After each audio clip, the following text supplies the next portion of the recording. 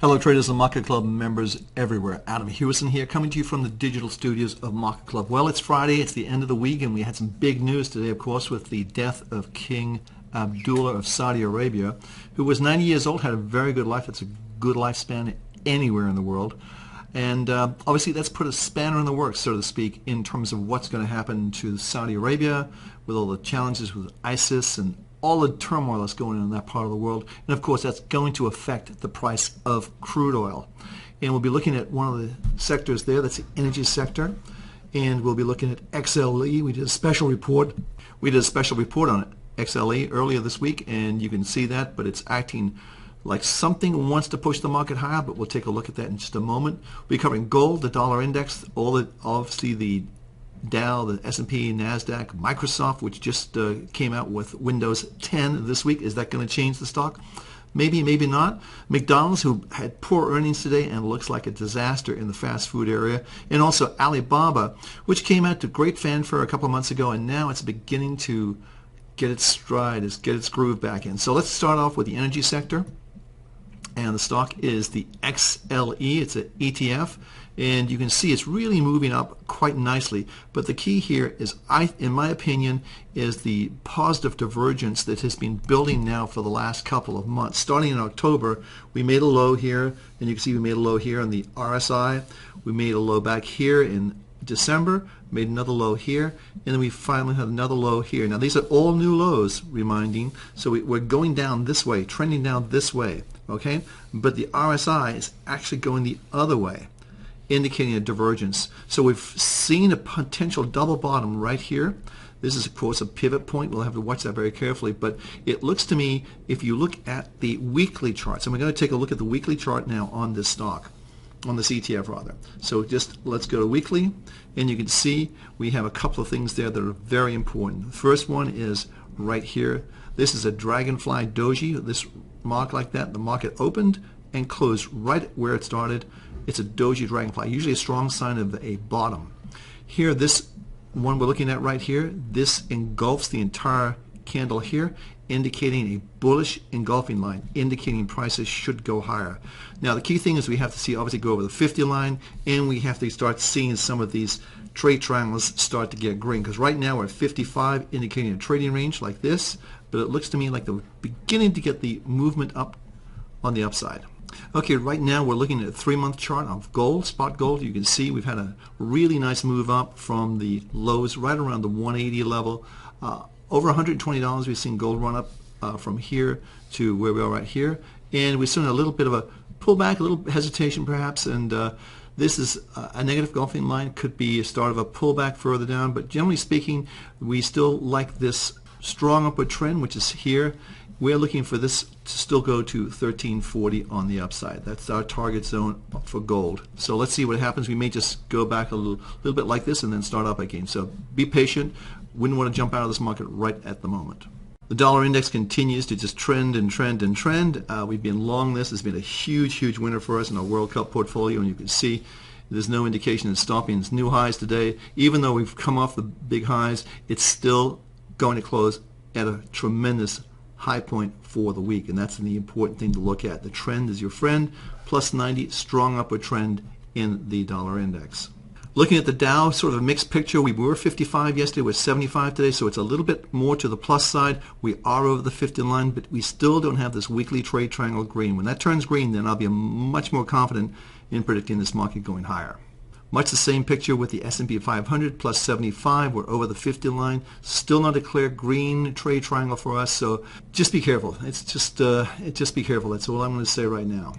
On the NASDAQ, a little bit of a different picture here, 75, but we have cleared this, so it looks like a potential double bottom, and this really has become a very strong area of support for the market right here. This is on the NASDAQ, around 4,100 to is a very strong support. But of course you've got on the other side, you've got this resistance up here, which is creating a problem, maybe over 4,300 for this particular index. Okay, this is Microsoft. Microsoft came out with their Windows 10. It keeps coming out in new numbers. Windows 10. And is that really going to make a difference? Well, here's the market's, it started higher and it's really coming down for the day. But let's scope this out just a little bit further. And I think what we want to look at is this, right? First of all, I think this is about a Fibonacci number retracement level. So let's just put the Fibonacci in here. So you click from the highs, go down to the lows.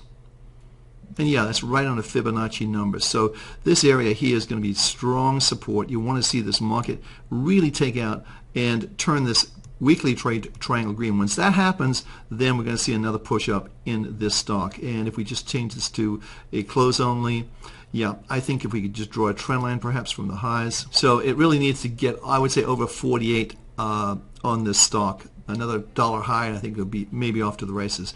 Just peeking over the 50 line. So again, it's trying to make the turn. So let's watch that very carefully next week. McDonald's, a totally different story. Didn't work out well. They missed their earnings. They really haven't made the switch into easy food, easy casual food. It's still considered a burger joint and not a particularly good one at that. So clearly the trend is down. The one massive thing I want to share with you on this is the fact that we have a huge double, triple top, and mainly a double top, what I call twin mountains. And you can see that is really right here is 1, 2, and I'll even count that one. But there's the pivot point.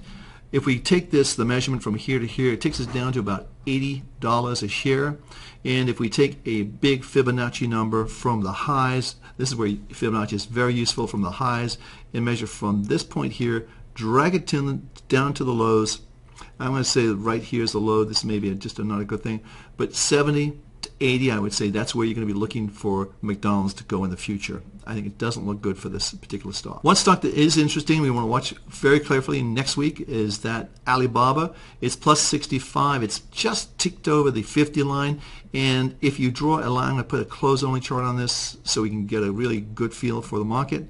And that is, we draw a trend line from the highs here, and you can see we've just broken out, indicating this is a continuation pattern. Let me show you how I think that's going to play out, because I think you had the big move up here like this. You had this sort of consolidation. You've just broken out over, indicating that we're going to go higher. So watch this stock very carefully. I would say over 106, it's going to turn this green, and you're going to begin to accelerate to the upside. So that's all we have in the stocks. We want to look at the 52-week high rule on a Friday. We're running through a lot of information today, but I want to get this in if I can. So first of all, what you want to do is go to our Smart Scan, and here we are, Smart Scan. We want to look for 52-week highs on a Friday. We want to put them in equities, and we want to see the last price is, let's say, less than $50, and the daily volume is over 2 million shares. Very important, the volume. And we're just going to look at the U.S. exchanges, but if you're in Canada or Australia, you can look there too. So we had 585. Let's scan that down and see what we come up with. It's going to be a lot less than that, I can guarantee you. 38. So we can just scan that down really quickly. You can see that biopharmas, wow, a huge move there. I would really avoid that. I'd like to see stocks that are a little bit over. Maybe this is looking Synchrony Financial. Michael's Companies looks good. This one looks, Opco looks good.